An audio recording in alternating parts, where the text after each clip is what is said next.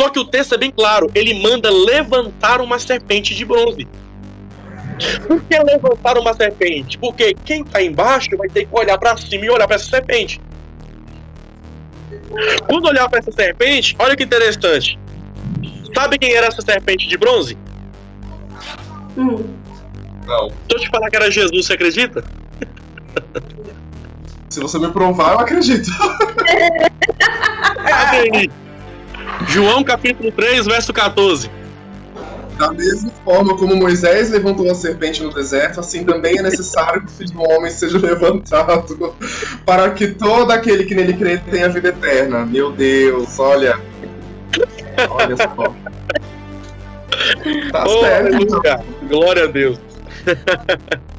Essa Obrigado, serpente Senhor. aí, o que acontece? O veneno da serpente não fazia mais efeito quando as pessoas aprendessem a olhar para a cruz. Quando eu aprender a olhar para a cruz, para o Calvário, o veneno, né, o pecado que habitava em mim não tem mais força sobre mim, porque tudo na cruz é apagado. Glória a Deus. Você acabou de assistir a recapitulação do episódio 2 e agora, com vocês, o episódio 3. Sejam muito bem-vindos à série Quem é Jesus? Você acredita em Jesus Cristo? Não. Não? Não. Você acredita em Jesus Cristo? Não. Eu não acredito que um homem foi torturado e 3 dias depois ele levanta intacto. O fato dela negar Deus não quer dizer que ela nega toda a sua conduta. Não é necessariamente uma negação de tudo que você faz. É só a negação de não ver uma evidência de uma divindade. Então, pessoal, continuando, né, o que nós já estávamos falando desse assunto que a gente já viu até aqui, que é de extrema importância saber quem é Jesus em sua profundidade, em profundidade bíblica. Nós vamos continuar falando aqui, abordando esse assunto importante. E agora eu quero entrar num assunto bem interessante na questão do Novo Testamento. Nós abordamos muito acerca do Cristo na sua pré-existência, acerca da tipologia no todo o Antigo Testamento, né? Então, vamos começar a ver acerca de Jesus no Novo Testamento. O que o Novo Testamento tem para falar acerca dele, além do seu nascimento, tá? Então, o primeiro ponto que a gente já tem que abordar nesse estudo é acerca dos evangelhos. No período neotestamentário, né, que é o período do Novo Testamento, a Bíblia nos fala sobre 4 evangelhos. E esses 4 evangelhos, né, têm os seus nomes, no caso de Mateus, Marcos, Lucas e João. Lembrando que a Bíblia não está dentro da cronologia, não está escrita, né, de forma cronológica. Então, ou seja, não é porque Mateus começa primeiro que ele foi o primeiro livro a ser escrito, tá? Mas quando nós falamos acerca desses 4 evangelhos, por mais que esses evangelhos levam o nome, né, da pessoa que vivenciou, teve a experiência acerca de Jesus, tanto Mateus, como Marcos, como Lucas e João, eles não falam, né, de si próprio. Quando a gente fala dos evangelhos, os evangelhos, tanto Mateus, Marcos, Lucas e João, eles estão contando a biografia de Jesus, tá? Então é a biografia do próprio Cristo. Só que ainda, né, caminhando por esse campo da tipologia, eu particularmente sou fanático com essa questão, pegando o fato de por que são 4 evangelhos canonizados. Se a gente for olhar dentro da história, a gente vai ver que existem, né, outros livros que não foram canonizados, né? Mas por que foram 4 que fazem parte do canon? É porque o número 4, biblicamente falando, ele fala no âmbito espiritual de forma profética, tá? O número 4, ele tem algumas aplicações espirituais. Deus trabalha com números, com ciclos. Deus trabalha com ciclo de 7, né? 7 anos, 7 dias. Deus trabalha com um tempo de 3. A gente vê muito o número 3 de forma profética também ao longo da Bíblia. E nós vemos também a questão do número 4, tá? Por exemplo, quando a gente fala acerca do número 4, a gente pode falar, existem, né, os 4 cantos da terra, norte, sul, leste, oeste. Olhando para a cruz de Cristo, a cruz tinha 4 pontas, né? A haste horizontal, que nós chamamos de patíbulo, tinha as 2 pontas, e a parte vertical, que é a estirpes, né? Ela tinha 2 pontas também, totalizando aí 4. E no texto que eu vou abordar aqui agora com vocês, no Evangelho de João, nós vamos perceber que, além das 4 pontas da cruz, existiam 4 soldados ao pé do Calvário ali, tá? Então a gente vai ver que o número 4 ele aparece muito, ok? E esse número 4 é de forma profética. Então, a princípio, o que é que nós precisamos entender, já entrando dentro do conteúdo? Quando nós falamos de Mateus, ele, no seu evangelho, ele quer trazer uma personalidade, ou melhor, a natureza de Jesus diferente dos outros. A gente chama de evangelho sinótico, Mateus, Lucas e Marcos. quando você lê esses 3 livros, você vai perceber que existem algumas passagens que tem no livro de Mateus, que vai ter no livro de Marcos, vai ter no livro de Lucas, elas se repetem, porém com detalhes diferentes, né? Para quem é pregador, eu até falo para quem prega, precisa, se você vai ler uma passagem que tem nos outros, você precisa ler os 3 livros, para você saber o que o livro está falando nos seus detalhes.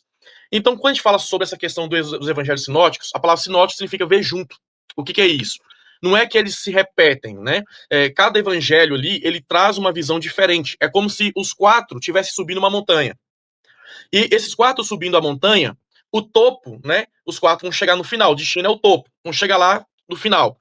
Só que cada um, se você perguntasse para eles acerca da visão, que visão que você vê ao subir essa montanha? Cada um vai contar uma visão diferente, porque estão indo para o mesmo lugar, mas com lados diferentes. E é isso que acontece nos 4 evangelhos. Todos os 4 estão falando da mesma pessoa, que é Jesus, porém cada um está trazendo uma perspectiva diferente do Cristo. Então, por isso que quando você tem esse entendimento, você já começa a entender o que o evangelho quer trazer na sua essência. Por exemplo, o livro de Mateus. Mateus escreve seu livro voltado para os judeus. Judeu, ele quer saber de história, de genealogia. Então, ele quer saber se esse Messias, se esse Cristo que Mateus está pregando, que Mateus está falando, se de fato ele era rei. Então, por isso que Mateus escreve o seu evangelho com a intenção de mostrar que Jesus era rei. Quando você lê Mateus capítulo 1, no verso 1, vai falar bem assim, ó. E esta é a geração de Jesus Cristo, filho de Davi, filho de Abraão. Então, ou seja, Mateus já está falando acerca de genealogia, de história, porque o judeu se interessa por história. Então, quando Mateus está falando sobre a genealogia do Cristo, né? E detalhe aqui, já algo que é muito interessante, porque quando a gente fala de genealogia, a árvore genealógica, ela existe uma regra. Ela começa do mais velho até o mais novo, sim ou não? Né? Se for pegar uma leitura, né? Vamos pegar um exemplo. Pegar a leitura da árvore genealógica da Vanessa. Vai pegar, não vai estar lá o pai da Vanessa, o avô da Vanessa, depois a Vanessa, né? Não. Vai estar o avô, depois o pai, não é isso? E assim sucessivamente. Exatamente. Existe uma ordem, né? Então, algo já me chama a atenção. Quando Mateus escreve, no seu primeiro capítulo, no verso 1, ele fala assim, ó, e esta é a geração de Jesus Cristo, filho de Davi, filho de Abraão. Mas espera aí. Se é uma árvore genealógica, Abraão viveu primeiro que Davi. Então a ordem seria filho de Abraão, filho de Davi. Mas por que Mateus está colocando Davi primeiro do que Abraão? Aqui já tem, né, algo poderoso. Mateus não errou, Mateus não entendia, Mateus era estudado, inteligente. Quando Mateus ele troca essa ordem, é de forma proposital e para chamar a nossa atenção. Por que para chamar a nossa atenção? Porque quando fala de Abraão, está falando da origem. Mas quando está falando de Davi, está falando do propósito, que ele viria como rei. Ele seria rei, porque Davi foi rei, então, ou seja, está mostrando que ele é da linhagem real. Então, ou seja, Davi está apontando para o propósito do Cristo, Abraão apontando para a origem do Cristo. Aí, com isso, eu já entendo e faço uma aplicação para você que nos ouve. Qual? Por que Mateus coloca primeiro Davi para depois colocar Abraão? Porque Mateus está me ensinando que mais importante do que o ambiente que eu fui gerado, que é a minha origem, é o propósito que eu carrego. Né? Amém. Ou seja, tem gente que nasce um lar dissolvido e às vezes questiona a Deus. Ah, Deus, eu sou isso porque eu fui fruto do meio, porque eu nasci num ambiente dissolvido, minha família destruída, meu pai é alcoólatra, minha mãe, ela não liga pra gente, não para em casa, e por isso que a gente vive da maneira que vive. Não, Mateus está provando pra gente que mais importante que o ambiente que eu sou gerado é o propósito no qual eu nasci para exercer, tá? Então aqui está provando que Jesus, ele era rei. Então Mateus escreve seu livro mostrando que Jesus era rei. Já diferente de Marcos, ele escreve para os romanos. E romano não quer saber, John, se Jesus era da linhagem de Davi. Vanessa, os romanos não querem saber se Jesus tinha história ou não tinha, se era filho de Abraão, eles não querem saber disso. Os romanos querem saber se esse Jesus que Marcos está pregando, de fato ele tem poder. Eles se interessam pelo poder bélico. Por isso que quando você lê o Evangelho de Marcos, você vê um Jesus muito ativo no ministério. Você vê um Jesus exercendo seu ministério constantemente e sem parar. Por quê? Porque o romano, ele se interessa pela ação. Ele não quer saber da história, da origem de Jesus. Ele quer saber se ele tem poder. Esse Deus que você prega, Marcos, é poderoso? Me prova. Então que ele tem poder na ação. Então Marcos é um evangelho que mostra Jesus ali trabalhando como servo. ok? Então, ou seja, enquanto Mateus está mostrando que Jesus era rei, Marcos está mostrando que Jesus era servo, ok? Por isso que o capítulo central do Evangelho de Marcos é quando Jesus declara, eu não lembro se é Marcos 15:45, eu vou confirmar aqui, quando Jesus fala assim, que o Filho do Homem, ele não veio para ser servido, mas ele veio para servir e dar vida em prol de muitos. Ou seja, Jesus está provando que ele de fato veio ser servo. O maior ato de humildade de Jesus, em João capítulo 13, está tendo uma discussão na mesa, e eles estão discutindo para saber quem era, os discípulos estão discutindo para saber quem era o maior. De repente, Jesus levanta da mesa, vai até uma talha, pega a água, deposita dentro de uma bacia, tira a veste de cima, cinge uma toalha e começa a lavar os pés dos discípulos. Jesus está dando o maior ato de humildade, né? E Jesus está ensinando para os discípulos naquele momento ali, para ser maior no reino, você não começa pela mesa, você começa pela bacia. Eita, isso aqui é forte. Você começa pela humilhação, porque mesa te iguala, mesa é honra, mas a bacia te humilha. Então você inicia por baixo para depois eu te colocar por cima, né? Então, ou seja, Marcos está mostrando para nós que Jesus era servo. Agora, Lucas, que também é um dos evangelhos sinóticos, Lucas ele não foi testemunha ocular do ministério de Cristo, tá? Isso fica bem claro aqui. Lucas ele se converteu no ministério de Paulo, ok? Segundo alguns estudos falam que quando Eutico, lá em Atos capítulo 20, a partir do verso 7, quando Paulo está em Troade, Paulo está pregando, prega até meia-noite, e Eutico senta na janela. Lembra o jovem que sentou na janela, dorme e cai? Ele cai para fora, né? Aí uma vez alguém perguntou bem assim, Vinícius, por que Eutico caiu para fora e não para dentro? É porque tá na janela, a janela fala, né, de gente que tá em cima do muro. Ou seja, ele dormiu. Ele caiu no caso dele, né, foi para fora porque foi queda, porque se fosse para dentro não seria queda, seria posicionamento, reposicionar dentro do ambiente de culto, né, onde tem muita gente que tá desse jeito, em cima do muro, e Deus tá te chamando para se reposicionar. Então, ou seja, o evangelho de Lucas, ele quer mostrar que Jesus foi um homem perfeito, tá? Jesus foi um homem perfeito, Lucas com seu olhar clínico de médico, ele é o único que vai abordar quando Pedro nega Jesus, que Pedro vê o olhar de Jesus, e é onde que Pedro, ele né, se arrepende muito, tá? Então, você quer mostrar que Jesus foi um homem perfeito, que Jesus não venceu o pecado sendo Deus, ele venceu o pecado sendo homem, tá? Jesus venceu o pecado sendo homem. E João? Já o evangelho de João é o evangelho dos demais. Por quê? Porque João ele escreve a sua carta de forma universal. Enquanto Lucas escreveu para os gregos, que eu esqueci de falar, Mateus para os judeus, Marcos para os romanos, João escreve a sua carta para a igreja de forma universal. Vinícius, Mateus quer mostrar que Jesus era rei, Marcos quer mostrar que Jesus era servo, Lucas mostrou que ele era um homem perfeito, não pecou, foi tentado em tudo e não pecou. E João? João, ele mostra que Jesus de fato era Deus, tá? Ele vem provar que Jesus de fato era Deus. Tanto que João é o primeiro a narrar o milagre de Jesus, o primeiro milagre de Jesus, que é transformar água em vinho, né? E se você olhar o evangelho de João no capítulo 1, no versículo 1, João inicia bem assim, ó. No princípio era o verbo era Deus e o verbo estava com Deus. Por quê? João quer mostrar que Jesus era Deus. E Jesus, e no evangelho de João também, ele vai falar sobre a natureza hipostática de Jesus, tá? Isso aqui mais pra frente, um pouquinho, eu toco nesse assunto aqui, sobre o que é a natureza hipostática de Jesus. Então, de forma introdutória, nessa parte aqui, a gente entende que os 4 evangelhos não foram escritos à toa, não foram canonizados à toa, tá? Eu vou provar pra vocês agora por que canonizaram 4 evangelhos. Os 4 evangelhos estão mostrando cada uma personalidade do Cristo, tá? Só que tem um significado.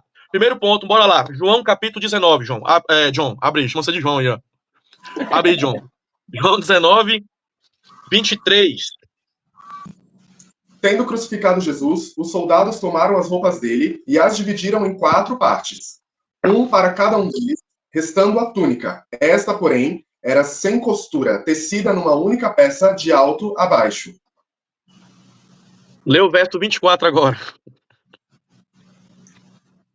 Não a rasguemos, entre aspas. Disseram uns aos outros, vamos decidir por sorteio quem ficará com ela. E isso aconteceu para que se cumprisse a escritura que diz, dividiram as minhas roupas entre si e tiraram sorte pelas minhas vestes. Foi o que os soldados fizeram. Agora, vai lá no Salmo 22, verso 18. Salmo número 22, verso 18. Dividiram as minhas roupas entre si e lançaram sorte pelas minhas vestes. Olha aí. Então, ou seja, ali no momento que os soldados estão rasgando as vestes de Jesus, está se cumprindo uma profecia dos Salmos, certo? Lá na hora da crucificação está se cumprindo o que o salmista já havia profetizado, em forma de cântico. Só que o texto diz que eles rasgaram em 4 partes e deu para cada um dos soldados. Não é isso que o texto falou? Então, Sim. ou seja, 4 partes foram rasgadas, foram repartidas, né? Na verdade, a veste entre 4 soldados e as 4 pontas da cruz. O que isso aí quer nos dizer? A veste de Jesus era formada basicamente de turbante, cinto, capa externa e túnica, tá? Existia a túnica, ficava por baixo, que essa era sem costura, vinha, né, um turbante por cima, a capa externa e o cinto no qual prendia, tá? Essa vestimenta. Então foi tirado essa vestimenta e foi repartida entre os soldados. Por quê que essa vestimenta foi repartida? Primeiro, para se cumprir o que os salmos já estavam dizendo. Segundo, de forma profética, dividiram as vestes de Jesus em 4 partes, para provar que a graça de Deus alcançaria os 4 cantos da terra, tá? Alcançaria os pecadores, ok? Então, ou seja, a cruz tinha 4 pontas. As 2 pontas do patíbulo, as 2 pontas da estirpe. Ou seja, a mensagem da cruz alcançaria toda a terra. Norte, sul, leste, oeste. As 4 vestes divididas. Não existe pecado nos 4 cantos da terra que a graça de Deus não alcança. Não existe pecado que a graça de Deus não cubra, ok? Porque vestimenta fala daquilo que eu vou me cobrir, tá? Então, se o soldado que está pegando a veste, representando ali um homem em estado de pecado, o pecador, o ímpio, que está tendo acesso à vestimenta daquele que é santo, está tendo acesso à vestimenta daquele que não pecou, está tendo acesso à vestimenta daquele que é justo e fiel, tá? Então, ele representando o quê? O homem pecador sendo revestido pela graça de Deus. Aleluia. Glória. Agora, os 4 soldados, né? Os 4 soldados representando que a graça de Deus alcançaria todo pecador ou toda criatura, tá? Isso aqui está mostrando o poder da graça de Deus. A mensagem da graça, ela alcança todos os cantos. A mensagem da graça, ela alcança qualquer criatura, tá? Qualquer pecador, seja branco, negro, pardo, amarelo, seja baixo, alto, gordo, magro, rico, pobre. A graça não faz acepção de ninguém, ok? A graça é para todos. E a questão da vestimenta, a graça cobrindo o homem do pecado, da sua vergonha, livrando o homem da sua vergonha, ok? Então aqui, ó, Marcos 16:15. Lê para nós aí. E disse-lhes: vão pelo mundo todo e preguem o evangelho a todas as pessoas. Olha aí, Marcos 16:15 está falando. E ide a todo mundo e pregue o evangelho. Algumas versões vai estar toda criatura, né? Vai estar falando desse jeito. Então, ou seja, vê que a mensagem da cruz, ela não é uma mensagem que faz acepção, é para todos, né? Agora, nem todos, a gente sabe, vai receber essa graça, né? Eu costumo dizer uma frase que diz bem assim: o homem não vai para o inferno porque pecou, ele vai para o inferno porque rejeitou a graça. Isso aqui é muito forte, muito profundo, tá? Porque todos já nasceram condenados ao inferno. Todos, sem exceção. E todos pecaram e estão destituídos da glória de Deus. Paulo fala isso na carta aos Romanos. Então, ou seja, eu não vou para o inferno porque eu peco, vou para o inferno porque eu rejeito a graça, tá? Quando eu rejeito a graça, então eu sou condenado. Então, ou seja, né, entrando nessa questão das vestimentas. Jesus como sumo sacerdote, tá? As vestimentas de Jesus é como se fosse representando o sumo sacerdote. A gente vai ver isso aí também lá no livro do Apocalipse. Então, quando eles repartiram as vestes, né? Mas o texto diz que eles não rasgaram a túnica. Tiraram as partes de cima, repartiram, mas não rasgaram a túnica, ok? Aquela parte que fica de baixo. E as suas vestes vão revelar quem você é. Porque a forma como Jesus se vestia mostrava quem ele era. O sumo sacerdote, da maneira como ele vestia, quem olhava apontava, ali é um sumo sacerdote. Tanto que Jesus aparece no Apocalipse vestido com um cinturão de ouro, né, no peito. A Bíblia fala que o cabelo tá branco, uma vestimenta de alta acima, né, de linho fino, representando que Jesus era o sumo sacerdote, ali com um corpo glorificado. Então, ou seja, a maneira como eu visto está revelando quem eu sou. Então, pega isso aqui. Então, as suas vestes foram tiradas. Por quê? Porque as vestes foram tecidas, presta atenção. As vestes de cima foram removidas. Mas a parte de baixo da túnica, que não tinha costura, não tinha medida, ela não foi tirada e não foi rasgada. Por quê? Porque as vestes de cima, o cinto, a capa externa, a túnica, né? O turbante, foram feitas pela mão de quem? Do homem. ok? Mas a parte de baixo que não tem, a parte que não tem medida, ali representa o quê? O que é uma vestimenta que não tem medida, gente? Eu, por exemplo, eu tô gordinho, né? Então, ou seja, aqui eu vou vestir G. Uma medida P não vai entrar em mim, vai ficar apertado, né? Não sei, o John aí pode vestir M, provavelmente. Se vestir P, vai ficar apertado. Ou se vestir G, vai ficar folgado demais. Mas o que é uma vestimenta que não tem medida, gente? É uma vestimenta que ela cabe em qualquer um. Ela não tem uma medida. O magro colocar, serve. O gordo colocar, serve. Representando o quê? A graça. Por isso que Jesus, a túnica, não tinha medida. Porque a graça, ela serve tanto para o alto, para o pequeno, para o magro, para o gordo. Ela não faz acepção, tá? Diferente das demais peças. Pode falar. A graça tem tamanho único. Tamanho único. Forte. Isso aí. A graça tem tamanho único. A graça tem o seu tamanho, né? Ou seja, basta você querer vestir a túnica. Então as vestes foram feitas, foram tecidos por homens, tá? E no processo da salvação, o que está mostrando isso? Aquilo que o homem faz não tem poder de salvar ninguém. Mas Jesus ficou despido na cruz, para que quem estivesse, presta atenção, é como se aqueles homens pegassem aquelas vestes para cobrir eles. Então, há uma inversão aqui. Jesus está vestido, mas quando é crucificado, ele é despido. E a vestimenta que está em Jesus não é jogada fora. É vestida em quem? Nos homens. Os 4 soldados dividem entre ele. Aquele que é pecador está vestindo a vestimenta daquele que está sendo crucificado. Com isso eu entendo. Jesus ficou despido na cruz para que quem estivesse embaixo fosse vestido com sua veste de sangue. Porque a sua vestimenta está suja de sangue. Porque ele foi ferido. Então, ou seja, a sua veste foi dividida. Então, os 4 soldados participaram representando a totalidade da humanidade, ok? Que é o que cumprindo o que nós vemos em Marcos 16:15.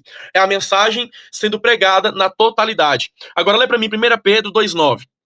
Vocês, porém, são geração eleita, sacerdócio real, nação santa, povo exclusivo de Deus, para anunciar as grandezas daquele que os chamou das trevas para a sua maravilhosa luz. Uau! Aí o texto está dizendo que nós somos uma geração eleita, sacerdócio real. Pera aí. Aquele que é sacerdote está sendo crucificado. A vestimenta dele está sendo transferida para quem está embaixo da cruz. Então, ou seja, aquele que até a cruz, antes da morte, estava em estado de pecado, quando ele recebe a veste de Jesus, é Deus trocando a identidade daquela pessoa. Por quê? Eu disse que a vestimenta fala quem você é. Quando aqueles homens estão recebendo a vestimenta, eles estão recebendo quem Jesus é. Jesus é o quê? Sacerdote. Se ele é sacerdote, ele me faz sacerdote como ele, pelo teu sangue, pelo teu sacrifício. Pegou? Sim. Gálatas 3:13. E aproveitando o tempo que o John está procurando, e o que você fala um pouco lá atrás, a gente percebe, né, essa minuciosidade da diferença ali do olhar de cada epístola Evangelista, cada evangelista escreveu os evangelhos. Exatamente, de cada evangelho, porque é um olhar totalmente diferente um do outro, né? Para quando você lê em um e você lê o outro, você percebe até a personalidade de cada escritor, né? Exatamente, exatamente. É isso que é interessante, porque eu falo assim, que a Bíblia, né, ela é o único livro que você lê na presença do autor, né? Então, ou seja, o próprio Espírito Santo ali, por isso que eu falo que se você não tiver o Espírito Santo, você vai ler, não vai entender nada, né? Você vai entender só a letra fria, que é onde Paulo fala que a letra, apesar que Paulo está falando da lei, né, que a lei mata, a letra fria ela mata, mas quando você enxerga o Espírito por detrás da letra, né, aí você recebe vida.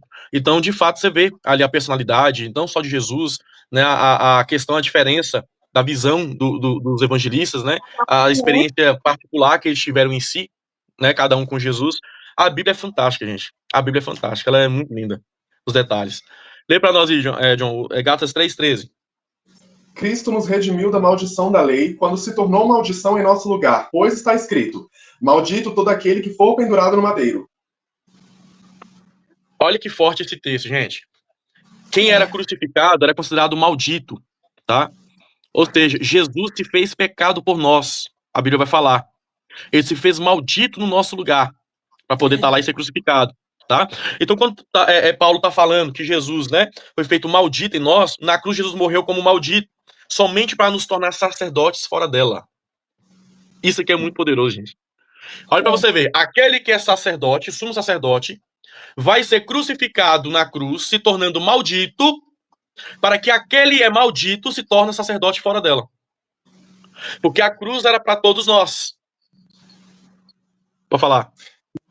Ô Chamoni, também uma coisa que vai ser muito interessante é que provavelmente quem não acredita em Jesus ou quem acha que é só uma história e escuta a gente, né, cristão, nós cristãos falando que Jesus ele não tinha pecado nenhum, pode ouvir esse pedaço e achar que pelo fato de a lei dizer que uma pessoa sendo crucificada se tornaria maldita ou pecadora, né, coloca isso como uma justificação para falar que Jesus pecou sim, quando na verdade isso era algo relacionado à lei. Isso não aconteceu realmente no sentido de ele pecou por um pecado. Pelo contrário, a lei dizia isso, né? Então as pessoas provavelmente, eu não escutei isso, mas agora ouvindo isso, falou, realmente, pode ser que existam pessoas que usem dessa passagem, que usem desse texto, para dizer algo, uma heresia, falando que Jesus pecou. Olha o absurdo, né? Mas existe vários textos na Bíblia que é fácil de refutar essa questão, né? Que Jesus ele foi santo e não pecou hora nenhuma. Sim. O fato, quando o texto fala que ele se fez maldito, né? Se fez pecado por nós, é exatamente ele entrou na condição, né? Daquilo de miséria que nós estávamos. Só o fato dele se tabernacular, se fazer homem. Até mesmo por que Jesus venceu na cruz? Porque ele morreu e venceu o pecado sem pecar. Né? Então, exatamente essa questão. A própria lei dizia, ela dava um prêmio. Aquele que conseguisse cumprir toda a lei sem pecar, esse ganharia o direito de viver. Por isso que Jesus ressuscita ao terceiro dia. Porque ele cumpriu toda a lei sem pecar. Como ele cumpriu toda a lei sem pecar, ele ressuscitou. A recompensa, né? Então, Jesus venceu a morte, né? Jesus, quando foi crucificado, gente, 3 coisas aconteceram, tá? Por isso que o diabo não queria que Jesus fosse para a cruz. Se você analisar alguns textos, você vai ver o diabo tentando impedir o propósito, tá? De Jesus ir para a cruz. Por quê? Ele sabia da profecia, que virá uma semente da mulher, no qual né, você vai ferir o seu calcanhar, mas esse esmagará, ou melhor, pisará na tua cabeça. Então, ou seja, quando Jesus vai para a cruz, 3 coisas acontecem. A gente chama, né, existe a tríade da remissão, mas existe a tríade do triunfo, a tríade da vitória. São as 3 coisas que acontecem. Quais são? Primeiro, quando Jesus morre, Jesus vence o pecado. Segundo, quando Jesus morre, Jesus vence a morte. Terceiro, quando Jesus morre, Jesus vence o diabo, o nosso adversário. Então, ou seja, né, ele venceu em tudo. Para ele vencer em tudo, ele não podia pecar. Porque até mesmo porque para a cruz ser satisfeita, né, a justificação, a justiça de Deus ser satisfeita, precisaria ser entregue um sangue inocente. E para ser sangue inocente, esse sangue não poderia ter pecado algum. Deu pra entender, né? E detalhe que ele não reclamou em momento algum como cordeiro mudo, né? Exatamente. Levado ao matadouro. Em nenhum momento ele murmurou, ele reclamou. Exato. É poderoso, só obedeceu. Então, nessa questão que eu acabei de falar pra vocês sobre Gálatas 3, sobre João, a questão da vestimenta, o que Jesus está fazendo? Jesus ele nos deu uma nova identidade. Jesus nos fez ser sumos sacerdotes, né? Sacerdócio real, fora da cruz. Ele foi crucificado em nosso lugar para nos dar uma nova identidade fora da questão da crucificação. Então, agora entrando aqui na questão dos evangelhos de Mateus, eu disse que Mateus ele escreve o seu livro para falar que Jesus era rei. Lê para nós, John, Mateus 1:1. Registro da genealogia de Jesus Cristo, filho de Davi, filho de Abraão. Olha aí, filho de Davi e filho de Abraão, aquilo que eu falei no início lá, tá falando sobre a história, né? Ele é conhecido como rei, né? Porque que quando a gente vê aquela profecia de Ezequiel vê os 4 seres viventes, e os 4 seres viventes tinham 4 rostos. Não sei se vocês vão lembrar dessa passagem. Eu não vou lá agora pra gente ler, só pra gente ganhar tempo. À medida, né, que o querubim ele ia movendo a cabeça com uma engrenagem, ia mudando o rosto. Primeiro ele tem a face, né? Vem a face de leão, face de homem, face de boi e face de águia. Cada um representando alguma coisa. Por que 4 faces? Faz questão. Ó, tô falando ainda, lembra? O número 4 é profético. 4 pontos da cruz, dividiu em 4 partes, 4 soldados, os 4 seres viventes, 4 evangelhos. Olha pra você ver. Lázaro foi ressuscitado ao 4º dia. Tudo tem ligação, né? Então, quando a gente fala sobre essa questão dos 4 seres viventes, a Bíblia fala que um tinha cara de leão, cara de homem, cara de águia e cara de boi. Por quê? Cara de leão. Porque a cara de leão está revelando o livro de Mateus. Porque o leão, ele é o rei da selva, não é? Então, o leão, ele tem a simbologia de rei, tá? Então, lê para mim agora Apocalipse, capítulo 5, verso 5. Então, um dos anciãos me disse, não chore. Eis que o leão da tribo de Judá, a raiz de Davi, venceu para abrir o livro e os seus 7 selos. O leão da tribo de Judá. Glória a Deus. Raiz Então de presta atenção Davi. nisso aqui, ó. Se Mateus tá falando que ele é rei, quer mostrar que ele é rei, né? De fato ele era rei. E a Bíblia nos prova que ele era o leão da tribo de Judá, né? Já provando lá a questão as 4 faces do querubim, do ser vivente lá. Mostrando que uma delas era leão, a outra era boi, representando o evangelho de Marcos, porque boi fala de serviço, né? Era um animal de carga. A face do homem representando o evangelho de Lucas, eu disse que é o homem perfeito. Ele, de fato, ele veio em forma de homem. E a águia é a ave, né, que voa acima das nuvens, no mais alto, e tem algumas características que pode se comparar com o atributo de Deus, né, mostrando o evangelho de João, que de fato Jesus era Deus, né? Então a questão, quando Mateus fala sobre Jesus como rei, tem a questão que pesa muito, que está em Mateus 27, 29. Lê para nós aí, Mateus 27, 29. Fizeram uma coroa de espinhos e a colocaram em sua cabeça. Puseram uma vara em sua mão direita e, ajoelhando-se diante dele, zombavam. Salve, rei dos judeus! Olha aí. Eles colocaram uma coroa de espinho mostrando que Jesus era rei, não é isso? Mas só que eles estão com zombaria. Só que quando o soldado romano confecciona... Escute isso aqui é muito forte.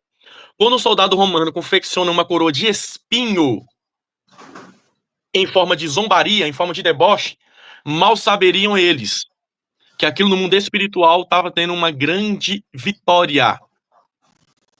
Uma grande vitória Deus estava concretizando naquele momento. Por quê? Coroa fala de governo. Coroa fala de reinado, de governo, aquele que governa, não é isso? A questão é, por que os homens prepararam uma coroa não de ouro, não de prata e não de bronze? Primeiro, se é rei, o rei tem que usar coroa de ouro. Mas eles fizeram uma coroa de espinho. Por que fizeram a coroa de espinho? Lê para nós em Gênesis 3, 17 e 18. E ao homem declarou: visto que você deu ouvidos à sua mulher e comeu do fruto da árvore da qual eu lhe ordenara que não comesse, maldita é a terra por sua causa. Com sofrimento você se alimentará dela todos os dias da sua vida. Ela lhe dará espinhos e ervas daninhas, e você terá que alimentar-se das plantas do campo. Percebe que quando o homem peca, cai no jardim, Deus ele vai sentenciar, olha isso aqui, a mulher, o homem, a serpente e a terra. Olha o que Deus disse: Adão, maldito seja a terra por tua causa.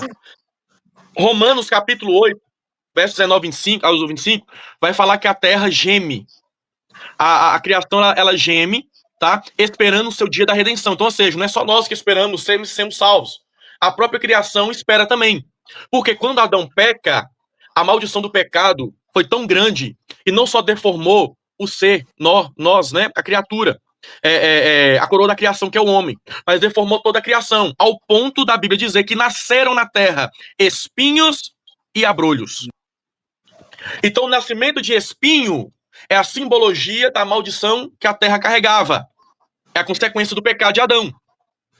Então por que Jesus não pode carregar uma coroa de ouro, uma coroa de prata, uma coroa de bronze? Primeiro, porque essa coroa está representando o governo, está representando ali exatamente a maldição que estava sobre a terra, o pecado sendo depositado sobre Jesus. Mas a coroa não era colocada no ombro nem nas mãos, a coroa foi colocada onde? Na cabeça.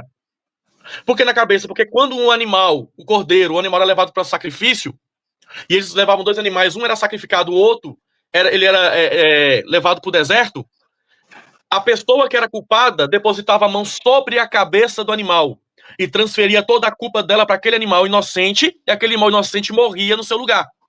Meu Deus. Então, ou seja, quando eles estão colocando a coroa de espinho na cabeça de Jesus, eles estão achando que eles estão com zombaria. Estão debochando, mas mal sabem eles.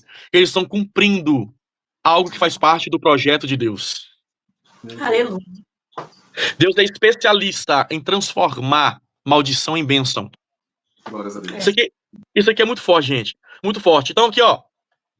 Lucas 4, 32, 34. Dê pra mim, John.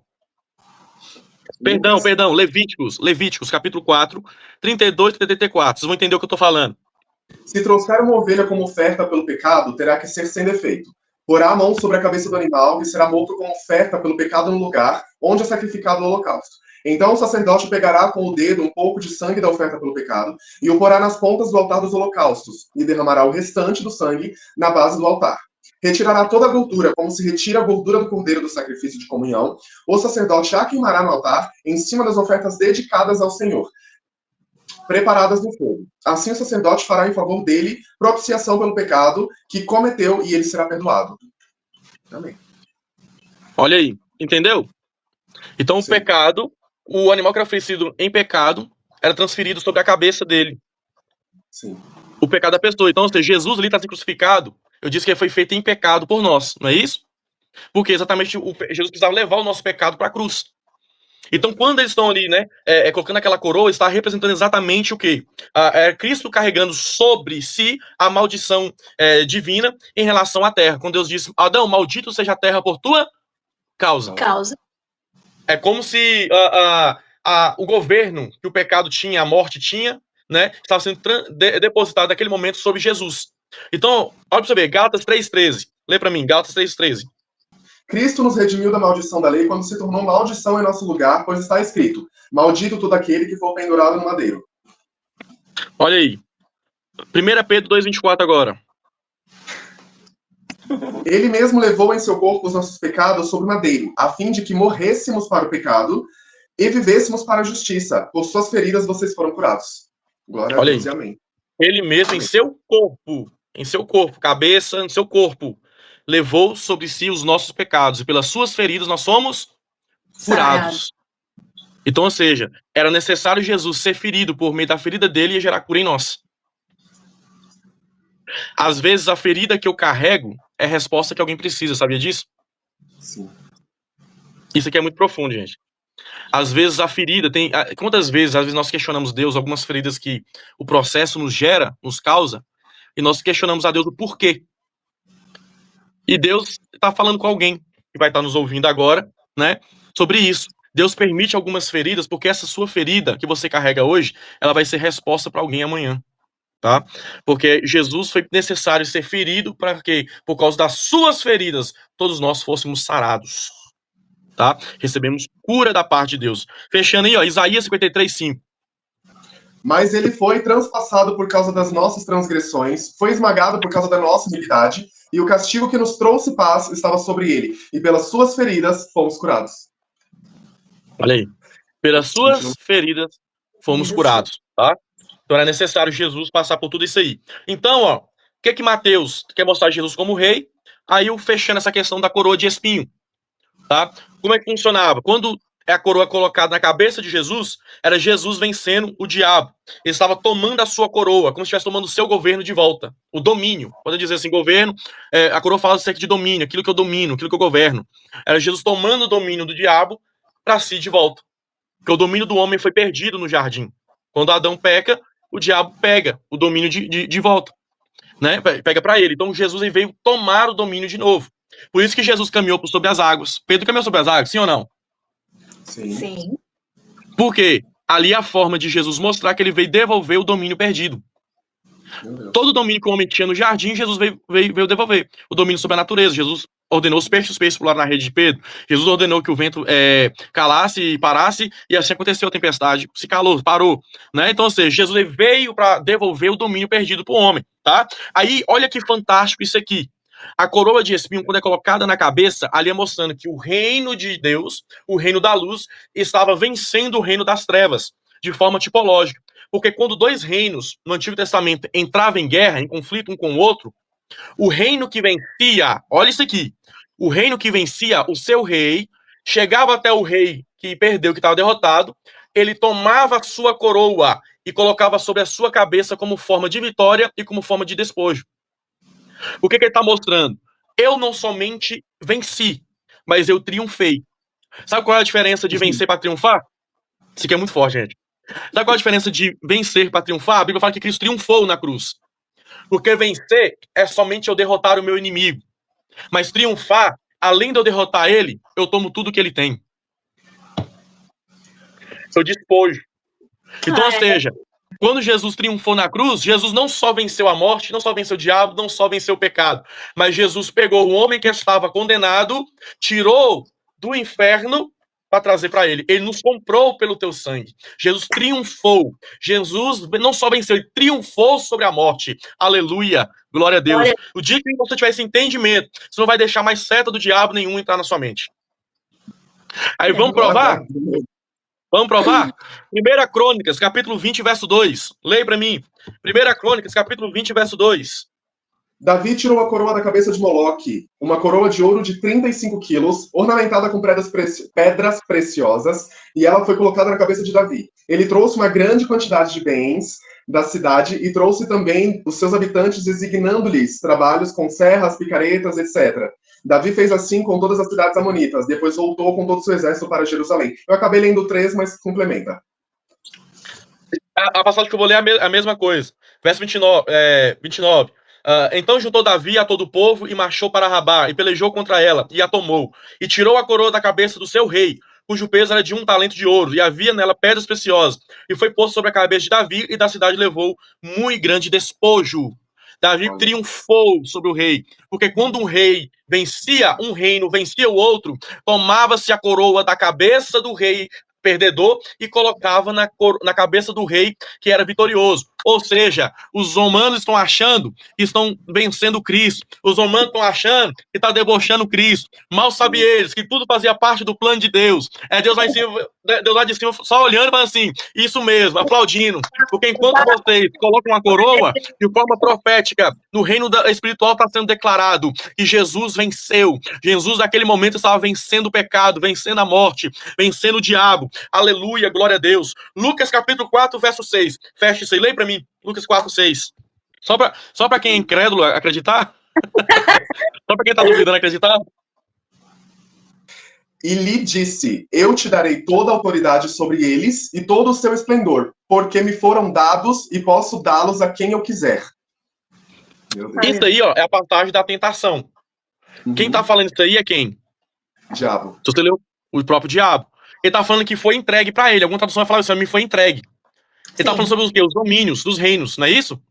Sim. Então, mostrando que o diabo tinha um domínio sobre o reino das trevas. A Bíblia fala bem assim, ó, que o mundo jaz do maligno. Não é isso? Então, ou seja, o diabo, ele tem o reino dele, o reino das trevas, ele tem o governo dele. Então, nesse momento aí, o diabo tá dizendo o quê? Quando Adão pecou, o reino que ele dominava, eu tomei. Ele me entregou, me foi entregue quando ele pecou. Aí Jesus está declarando o quê? Então tá, já que você tomou, não tem problema. Agora eu tô pegando de volta. Sabe o que é melhor? Sabe o que é melhor? O poder que Jesus tinha, quando ele vai embora, ele fala assim, e as obras que eu fiz, vocês farão ainda maiores. Né? Então nós temos um poder muito grande na nossa mão, que infelizmente a gente ainda não sabe usar, a grande maioria não sabe. Então imagina, se nós usássemos esse poder que o próprio Cristo nos falou, o que não seria hoje? Né? Sabe qual que é o problema da igreja atual? É que nós gastamos mais tempos em querer matar os próprios irmãos dentro da igreja do que trabalhar em tempo de unidade. Quando na igreja primitiva trabalhava, se a igreja entender, quando ela está na mesma visão, falando o mesmo propósito, ela não tem noção do poder que ela tem. A Bíblia fala que a igreja orou por 7 dias, por 7 dias em prol de Pedro. Quando eles oraram, a Bíblia fala que o anjo desceu lá e libertou Pedro da prisão. A igreja não tem poder, não tem noção do poder que ela tem. Né? Então, ou seja, nós gastamos mais tempo brigando entre nós do que trabalhando em unidade. A Bíblia fala que nós somos um corpo, e o corpo tem que trabalhar em unidade. Né? Então, me desculpa te cortar de repente, você falando isso, e o John falou isso aí também, na hora que você estava falando quando Deus, né, quando Jesus, né, andou ali com Pedro sobre as águas, ele restaurou o domínio, né, sobre as coisas, sobre a natureza, e eu pensando, né, como o John falou, a gente tem autoridade do próprio Cristo, né, que restaurou esse poder sobre a natureza para nós, nós, como o John falou, que não sabemos usar, porque não cremos, na verdade, não cremos, porque se nós crermos, né? Se nós cremos no que Jesus falou, no que ele restaurou, no que ele resgatou para nós, não tem barreiras para a igreja de Cristo, né? Não tem mesmo. A Bíblia fala, né, que a única questão, né, que barra a questão do inferno, do avanço do reino das trevas aqui na Terra é a própria igreja. Né? A igreja a Bíblia fala que as portas do inferno não prevalecerão contra ela. A primeira vez que a palavra igreja aparece. né, quando Jesus está falando sobre. Então, a igreja, quando ela entende, né, o propósito dela, Cristo sendo cabeça e nós sendo o corpo dele, trabalhando em união, em unidade, o ambiente se torna um ambiente sobrenatural. Um ambiente que é comum se torna sobrenatural. É só a gente ver em Atos 2. A Bíblia fala que 120 estavam reunidos com o mesmo propósito, em unidade, né? Unidos não só de forma espiritual, como de forma física. O que acontece? O céu desceu na terra. Simples assim. Então, quando a igreja ela trabalha em unidade, né, o ambiente que é comum se torna sobrenatural. Por isso que os cultos, né, não podem ser normais. Os nossos cultos devem ser um culto sobrenatural, onde Deus tem que manifestar, porque a igreja está ali com o mesmo propósito, com a mesma unidade. Por que tem muito culto que não acontece nada? Porque enquanto tem gente que está adorando, tem gente que está pensando na novela que perdeu. Sabe o que eu pensei aqui? Meu Deus, isso vai virar uma polêmica. Mas a gente está tão preocupado, nós somos gravetos, né? E a gente está tão preocupado em pular na hora que fala que nós temos lenha para queimar, pode incendiar, que a gente está sendo incendiado, virando cinza e a gente não está nem percebendo. Pode incendiar, nós temos muita lenha para queimar, mas no final das contas nós não somos nem madeira, somos restos de graveto. Porque o que a gente faz para acontecer que nem acontece, né? A gente acaba ficando só num pedaço por causa de vaidade, pula só naquele momento, depois volta ao estado normal, porque foi só naquele momento. No fim das contas, a gente acaba sendo um bando de graveto, né, infelizmente, e enquanto tem tantas pessoas aí fora precisando realmente de madeira, né, de pessoas que estejam prontas para fazer. E a gente preocupado em cantar que nós temos muita lenha para queimar e não tem, não. Tem uma mensagem. Não. Muitos não tem mesmo. Tem uma mensagem que eu prego que eu falo bem isso aí depois do fogo. Porque na hora ali, né, na hora do momento, a pessoa, ela vira crente, né, aviva, ela dá lugar e tem lenha pra queimar e tudo, mas e depois? Aí só fica ali no culto, na igreja, né? Pra fora e não queima. Eu costumo dizer... Porque também, ô Vinícius, o Espírito Santo não é enganado em momento algum, em hipótese alguma. Então ali, é como você falou, a gente tem que estar em unidade. Se estivermos em unidade, o sobrenatural acontece. Mas, às vezes, a gente tenta estar em unidade só por um momento e também não adianta, porque quando saímos dali, a gente fala palavras e vai contra o nosso irmão da outra denominação. Então, nada vai acontecer enquanto isso, né, ocorrer. E quando nós virarmos essa chavezinha de que somos um, né, que precisamos ser unidos, corpo, ali num só propósito, né? Aí coisas maiores virão e acontecerão. Exatamente. Eu sou até um pouco mais radical, sabe? Eu costumo falar meio assim. Tem gente que não queima fora do culto porque o fogo que tá queimando lá é fogo estranho. Fogo estranho. Fogo estranho. Esse foi. Mas tem muitos assim, gente. Tem muitos. Então, dando continuidade aqui, falando do Evangelho de Marcos agora, só corrigindo, eu falei que era 15:45, é 10:45. Acho que não lembro se eu falei foi 10 ou foi 15, sobre o Evangelho de Marcos, quando revela Jesus como servo. Lê pra nós aí, John. Marcos 10:45. Pois nem mesmo o Filho do Homem veio para ser servido, mas para servir e dar a sua vida em resgate de muitos. Olha aí, eu disse que o Evangelho de Marcos, ele revela Jesus como servo, não foi isso? Sim. E mostra a natureza de Jesus como servo. Então, ou seja, está mostrando a natureza de Jesus como servo, tá? Por isso que o Evangelho de Marcos, dentro lá do ser vivente, que eu falei em Ezequiel, né? A referência que está lá em Ezequiel, até deixar anotada, eu falei que não ia ler para a gente ganhar tempo, né? Ezequiel, do capítulo 1, do 5 ao versículo 10, você vai ver lá Ezequiel falando sobre o ser vivente, tá? Para quem quiser conferir depois. O Evangelho de Marcos é representado pelo boi. Por que pelo boi? Porque o boi, ele é o símbolo do servo que trabalha sem reclamar. Ixi, isso aqui vai bater muita gente. E no Antigo Testamento, o novilho, ele era oferecido em sacrifício, tá? Então, ou seja, o boi é aquele tipo de servo que trabalha sem reclamar. O boi não fala, né? Às vezes se ele falasse, poderia reclamar alguma coisa, né? Mas quando ele não fala, então ele trabalha sem reclamar, tá? Então representa isso aí. O boi tendo o novilho como animal sacrificial, marca, né? Marcos está revelando Jesus como servo, porque Jesus também foi, além de ser servido, ele está falando que veio dar a vida em prol de muitos, não é isso? E o novilho também era sacrificado, tá? Agora lê para mim, olha que interessante isso aqui, ó. Marcos capítulo 15, do 6 ao 11. Por ocasião da festa, era costume soltar um prisioneiro que o povo pedisse. Um homem chamado Barrabás estava na prisão com os rebeldes que haviam cometido assassinato durante uma rebelião. A multidão chegou e pediu a Pilatos que lhe fizesse o que costumava fazer. Vocês querem que eu lhe solte o rei dos judeus? Perguntou Pilatos, sabendo que fora por inveja que os chefes dos sacerdotes lhe haviam entregado Jesus. Mas os chefes dos sacerdotes incitaram a multidão a pedir que Pilatos, ao contrário, soltasse Barrabás.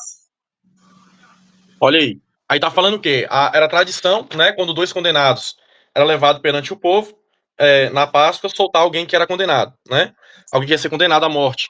Então eles pegam duas pessoas, né? Um é um malfeitor, Barrabás, que era líder dos lestais, que era um tipo de grupo de rebeldes que existia naquele tempo, e pegou um homem inocente, que está sendo crucificado, está sendo julgado, melhor dizendo, por algo que não fez, né? E interessante que eles estão questionando, a gente vai ver aí que Jesus era rei de judeus, e detalhe, em nenhum momento Jesus disse que era rei, sabia disso? Em nenhum momento ele declarou, com sua própria boca, que ele era rei. As pessoas que titularam ele como rei.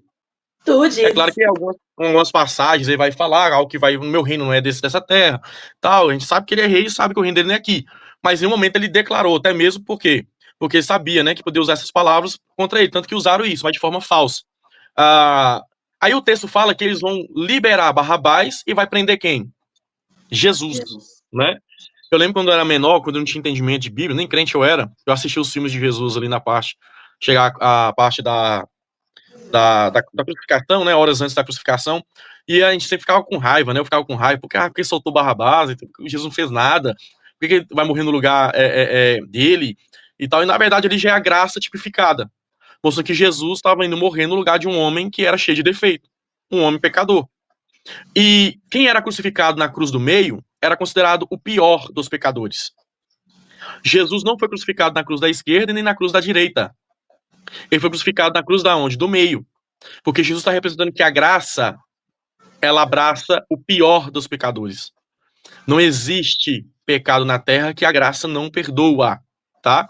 Independente que seja. O cara pode ter matado 50, o cara pode ter feito o pior, né, das atrocidades aí na vida. Se ele de fato arrependeu, a graça alcança. Aí tem gente que não aceita isso, porque tem gente que quer entender a graça com a mente carnal. Você não vai entender isso, se não for de forma espiritual, né? Aí tem gente que quer questionar, mas é injusto. Então vai reclamar com Deus, irmão. Foi Deus que determinou. A graça, ela não tem medida, né? Então, Jesus é preso e Barrabás é liberto. Levíticos 22:20. Leia aí, Levíticos 22:20. Não tragam nenhum animal defeituoso, porque não será aceito em favor de vocês. A lei está dizendo que não pode levar um animal com defeito. Para onde? Para ser sacrificado. Porque ele não será aceito em favor de vocês. Olha aí. Se Barrabás morre na cruz, não ia acontecer nada. Por quê? Porque Barrabás representa o cordeiro manco, o cordeiro com defeito.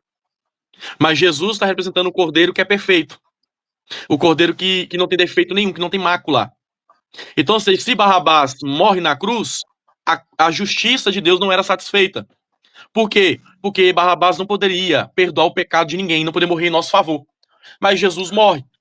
Por que Jesus morre? Porque naquele momento é Deus sacrificando o que é perfeito para liberar aquele que é defeituoso. Deus está liberando o que é defeituoso para matar o que é perfeito. Até mesmo porque no altar você não pode entregar aquilo que não presta, aquilo que não vale. No altar só deve matar aquilo que é perfeito, aquilo que tem qualidade. Só devo entregar aquilo que tem qualidade da minha vida. Então, ou seja, Barrabás está representando um animal maculado, um defeito, manco, enquanto Jesus é um animal perfeito. Aí tem uma passagem que passa despercebido por muita gente, que é fantástica. 2 Samuel capítulo 21. Lê para mim, 2 Samuel capítulo 21, do versículo 1 ao versículo 9. Durante o reinado de Davi, houve uma fome que durou 3 anos. Davi consultou ao Senhor e lhe disse: a fome veio por causa de Saúl e de sua família sanguinária, por terem matado os gibeonitas. O rei então mandou chamar os gibeonitas e falou com eles. Os gibeonitas não eram de origem israelita, mas remanescentes dos amorreus. Os israelitas tinham feito com eles um acordo sob juramento, mas Saúl, em seu zelo por Israel e Judá, havia tentado exterminá-los. Davi perguntou aos gibeonitas: que posso fazer por vocês? Como posso reparar o que foi feito para que abençoem a herança do Senhor? Os gibeonitas responderam: não exigiremos de Saúl ou de sua família prata ou ouro, nem queremos matar ninguém em Israel. Davi perguntou: o que querem que eu faça por vocês? E eles responderam: quanto ao homem que quase nos exterminou e que pretendia destruir-nos, para que não tivéssemos lugar em Israel, que 7 descendentes dele sejam executados perante o Senhor em Gibeá de Saul, no monte do Senhor. Isso tudo com S maiúsculo, então estão falando de Deus. Eu os entregarei a vocês, disse o rei.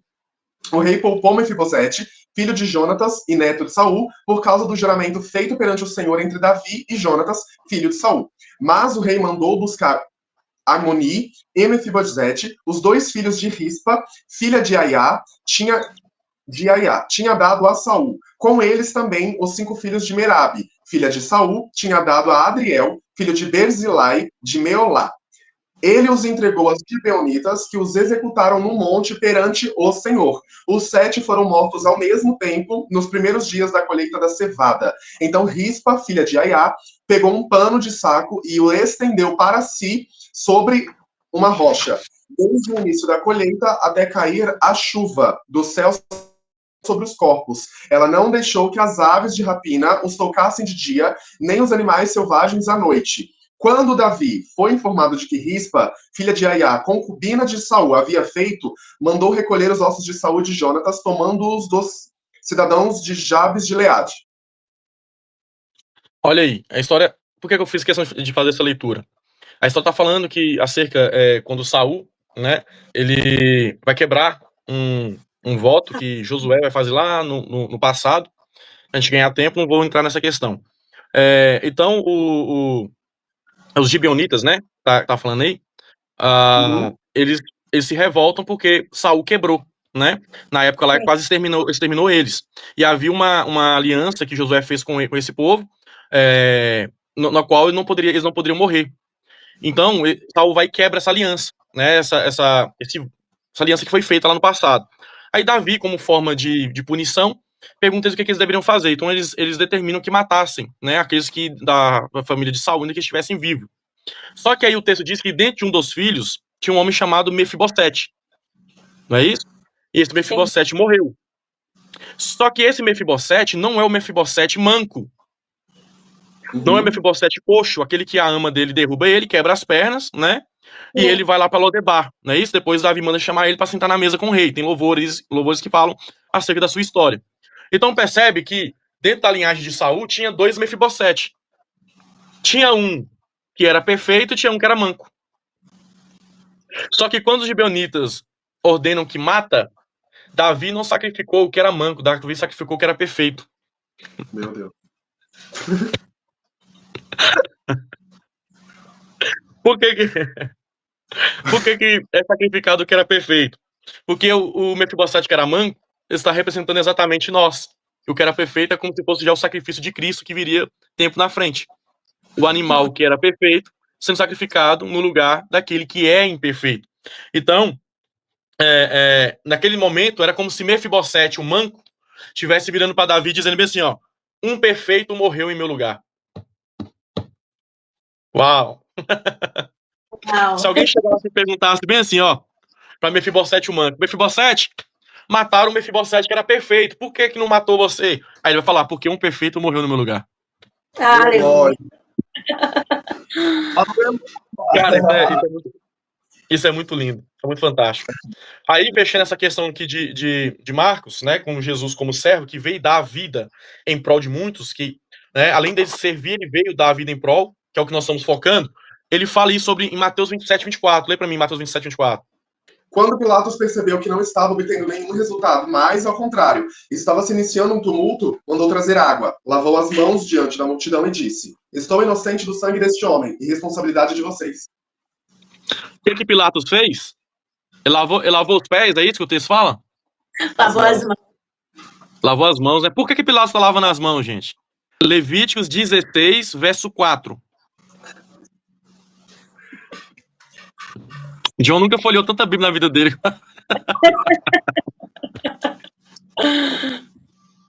Imagina se é um novo convertido, pegando pela primeira vez.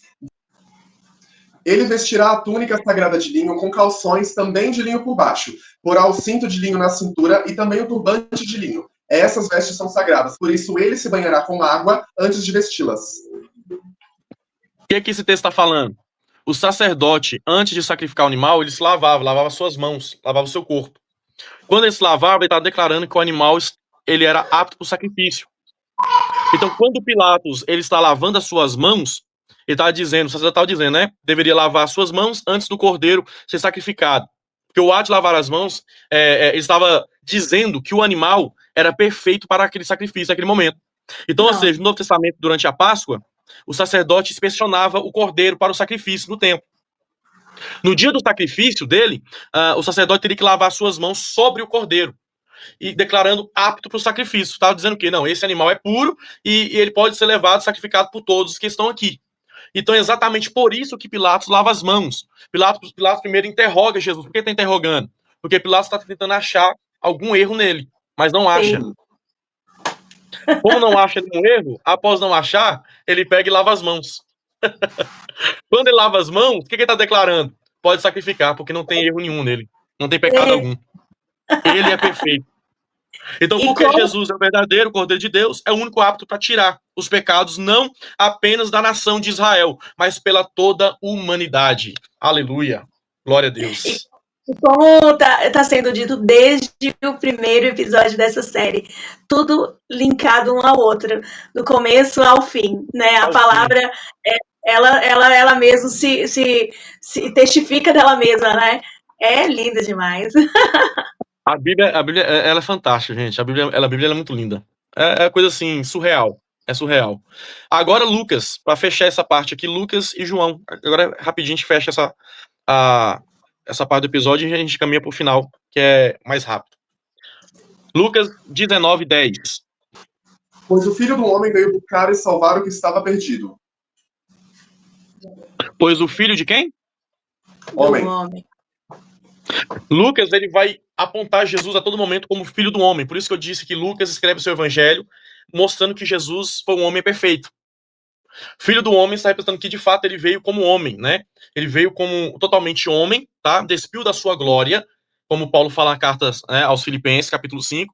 Ele não usurpou-se como a Deus, despiu totalmente da sua glória, tá? E ele veio como homem, se tabernaculou, a gente usa essa expressão. Então, Lucas escreve para os gregos e está mostrando que Jesus era um homem perfeito. Porque, podemos dizer assim, os gregos interessam para aquele homem que seria intelectual, né? Então, Lucas ele escreve um evangelho mais detalhado, mais rico na questão para mostrar o quê? Para chamar a atenção dos gregos e mostrar que ele era um homem, de fato, que era um homem perfeito, um Deus, né? Um Deus que era perfeito. Aí, o detalhe sobre Jesus, tá? Que me chama a atenção do evangelho de Lucas, no capítulo 22, verso 44. Leia para mim, Lucas é um que vai registrar acerca disso. Estando angustiado, ele orou ainda mais intensamente, e o seu suor era como gotas de sangue que caíam no chão. Olha que texto poderoso. Esse é um fenômeno chamado hematidrose, que está acontecendo em Jesus, tá? Ele está num nível de angústia, de estresse tão grande, que as pequenas veias, né, ela começa a se romper, tá? E ali se mistura com seu suor, e no caso ele soa sangue. Só que isso tem toda uma tipologia profética sobre isso aí. Da mesma questão da coroa, que é colocada sobre a cabeça dele, a questão do suar também. Por quê? Porque Jesus, ele está sangrando, né? Suor está suando sangue como homem. Como um homem está suando sangue. Só que o texto diz que ele suou no jardim. Aonde tá? Ele suou na onde? Qual foi o lugar? No jardim. Aí vem a pergunta, por que ele tem que suar no jardim, gente? Sangue no jardim. Não poderia ser outro lugar, não? Tudo Ele tem que suar sangue. Começou no jardim, né? Tudo começa no jardim. Mas por que tudo começou no jardim e tem que suar dentro do jardim? Paulo vai me responder. 1 Coríntios 15:45. Leia aí. Assim está escrito: o primeiro homem, Adão, tornou-se um ser vivente. O último Adão, espírito vivificante. Olha aí. Paulo está falando de dois Adão. O primeiro Adão, alma vivente. O segundo Adão, espírito vivificante. Quem é o último Adão? Jesus. Quem é o primeiro? O que pecou no jardim. Então, ou seja, Jesus, como homem, ele veio comparado com o primeiro Adão. Tudo que o primeiro Adão fez, o último teve que fazer, porém, o contrário. O primeiro pecado que aconteceu, gente, não foi adultério, não foi assassinato. O primeiro pecado que aconteceu foi desobediência. Adão desobedeceu à voz de Deus, que disse para não comer do fruto, não é isso? Sim. Mas ele foi lá e comeu. Por isso que o texto diz que Jesus teve que ser obediente, e obediente até a morte de cruz. Porque enquanto o primeiro foi desobediente, o primeiro teve que obedecer. O último tem que obedecer, melhor dizendo. O primeiro nos tirou de dentro do jardim. O último tem que nos colocar de volta dentro do jardim. O primeiro soou. O texto fala bem assim, ó. E a maldição que Adão recebeu de Deus foi: Adão, tu comerás do fruto, mas do suor do teu rosto tu comerás. Deus expulsa Adão de dentro do jardim e lança a sentença: do suor do teu rosto comerá. Não é isso?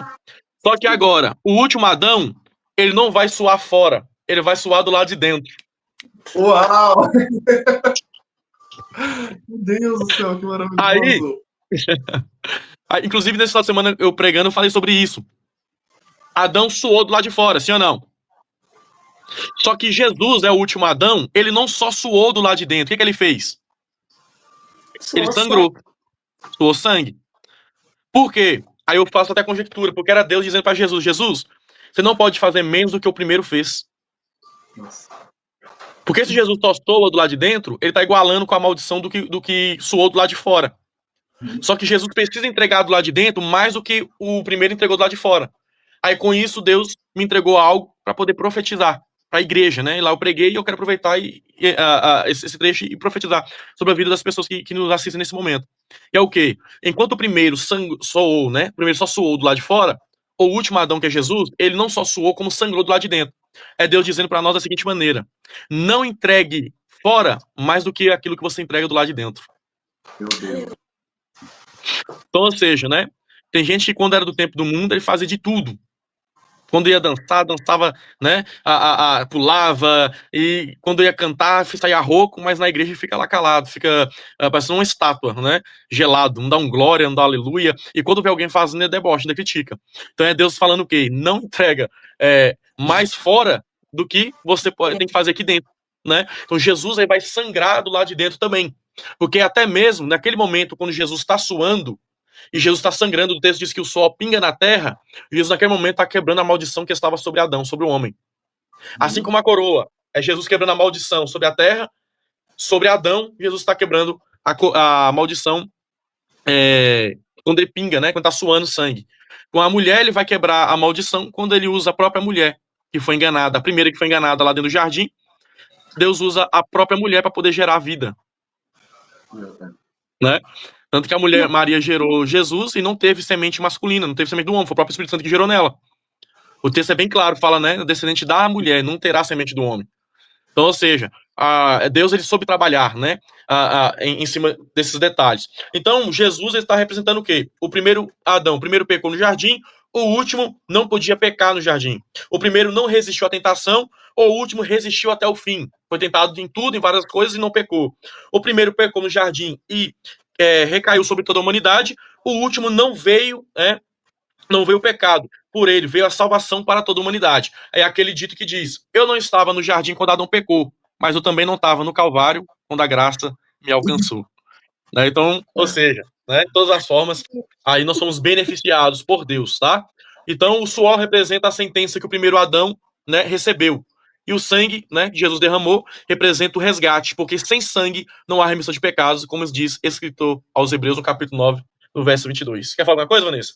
Sim, eu queria até inteirar aqui ao assunto seguinte, que muitas pessoas sempre estão brincando, né? Fazendo aquela brincadeira de quando eu encontrar Adão, quando encontrar Eva na eternidade, vou falar isso, eu vou falar aquilo. Mas se o próprio Jesus, né, fez redenção por Adão e na eternidade Adão já foi perdoado, se você com esse pensamento nem chega na eternidade para poder, se você não perdoar Adão e Eva, você não chega até a eternidade para poder ter um diálogo com eles. Ou seja, não tem essa possibilidade, entendeu? Você não tem essa possibilidade. Você precisa primeiro perdoar Adão e Eva pelo que eles fizeram para que você possa estar lá. É muito profundo. Muito. Porque as pessoas têm a mania, né, de fazer essa brincadeira. E enquanto você falava isso, gerava aqui na minha mente, né? Pelo amor de Deus. Então, essa parte aqui agora, a parte do Evangelho de João, no capítulo 1, verso 1, diz lá bem assim, né? No princípio era o Verbo estava com Deus e o Verbo era Deus. O Evangelho de João sendo representado pela águia. Vamos lá, Mateus, rei, era o leão. Marcos Jesus servo, boi. Lucas, o filho do homem, né? Jesus, filho do homem, a parte lá do rosto de homem que aparece. E do ser vivente que aparece agora a águia, que é João, representando Jesus como Deus. A águia ela é conhecida como a rainha das aves, tá? E é uma das mais fortes aves de rapina. Ela aparece como símbolo de ressurreição e o triunfo de Cristo. Tá? Então a águia representa aí como simbologia a ressurreição e o triunfo de Cristo, tá? Mostrando que ele venceu como Deus. E tanto é essa questão que ele é Deus, lembra quando Moisés, lá no Êxodo, ele vai ser enviado, Deus, ele fala assim, ó, em nome de quem eu irei? Aí Deus fala assim, ó, o eu sou que estou enviará. Não é isso? O eu sou. Então, ou seja, João, ele vem mostrar uma identidade de Jesus que ele é. De fato, o eu sou era o próprio Jesus. Então, ou seja, João capítulo 1, verso 1. Lê pra mim, João. João 1:1. No princípio era aquele que é a palavra. Ele estava com Deus e era Deus. No princípio era a palavra, né? Ou era o verbo? O verbo era Deus e o verbo estava com Deus. Com Deus. Não é isso? Então aqui, ó, olhando essa questão de João, Jesus, o eu sou, tá? Ele eu sou. Existem várias passagens quando ele fala eu sou eu, ali é a pessoa do Cristo. Nós vamos aprender agora nessa última etapa, tá? A questão da diferença do Cristo, a diferença de Cristo para Jesus. Quando eu falo, então, o eu sou, nesse momento, Jesus está mostrando a sua divindade. Então olha para você ver. Quando a gente lê de forma detalhada o Evangelho de João, a gente vai ver Jesus ele falando o eu sou. Ele vai falar em torno de aproximadamente 7 eu sous. Quer ver? João capítulo 10, verso 9, ele fala bem assim, ó, eu sou a porta. João 10, 14 vai dizer, eu sou o bom pastor. João 6, 35, ele diz que ele é o pão da vida. João 14, 6, ele diz, eu sou o caminho, a verdade e a vida. João 15, 1, ele diz, eu sou a videira verdadeira. João 25 diz, eu sou a ressurreição e a vida. E João 8, 12, ele diz, eu sou a luz do mundo. Ou seja, percebe que Jesus está revelando o eu sou. João está mostrando que Jesus ele é. Ele é o quê? Ele de fato era Deus. Ele veio como homem, mas de fato ele era Deus. Agora a questão é, por que João fala que Jesus era Deus? Por que João não foi como Mateus quis mostrar que Jesus era rei, não foi como Marcos que quis mostrar Jesus como servo, não foi como Lucas que quis mostrar Jesus como homem, mas João quer mostrar Jesus como Deus. Me pergunta por quê? Por quê? Por quê? Porque João é o único que quer mostrar Jesus como Deus. Porque é simples, João é o mais íntimo dos discípulos, sim ou não? Era Sim. o mais íntimo dos discípulos, com isso eu entendo. Porque quem se relaciona mais, conhece mais. É isso. Isso é muito profundo. Conhece. Os outros não tiveram, por mais que os outros evangelhos sejam poderosos, eles não tiveram as revelações que João teve acerca do Messias. Por quê? Porque quem relaciona mais vai conhecer mais. Então João teve um conhecimento mais da divindade do Cristo, podemos dizer assim, né, comparado à questão dos outros evangelhos. Por isso que o evangelho de João vai focar mais na questão divina. Então, ou seja, enquanto todos os outros 11, né, sentaram à mesa, João reclinava no peito de Jesus. João, capítulo 3, verso 25, nos deixa muito bem claro sobre isso. Que João, ele era o discípulo mais íntimo de Jesus. Ele era tão íntimo que foi o único que teve morte natural. Muito, muito bom. Coisa linda. Nós estamos sendo bombardeados de informação poderosa da palavra de Deus sobre de quem é Jesus. Isso é muito maravilhoso. Esse é mais um episódio de ainda mais que vem aí e você não pode perder. Pessoal, Né, John? Não se esqueçam de comentar, compartilhar, mostrar para todo mundo esse conteúdo. Se você chegou até aqui, não desista. Nós temos ainda mais um último episódio. Esse é um dos episódios épicos, é um dos pontos altos, porque ele fecha toda essa série com um assunto que vai mudar a sua mentalidade. Se até aqui a gente ainda não conseguiu te convencer de quem é Jesus, tenha certeza que no quarto e último episódio, Deus ele vai falar diretamente com você. Se você está chegando até aqui perdido ainda, assista desde o primeiro episódio. O Vinícius Chamorro ele trouxe uma cartilha muito completa e, como ele mesmo falou, ainda assim reduzida, né, para poder trazer de forma mais compacta para vocês. Mas de todas as formas, Deus tem nos guiado até aqui. Vocês são muito mais do que bem-vindos. Vinícius Chamorro, nós chamamos em Cristo. Muito obrigado pela presença mais uma vez. E ó, bora pro quarto episódio. Não perca! Não perca. Mas poderoso. Então, pessoal, nós somos o Pod Live pra você e por você. Um beijo, ó. Tchau.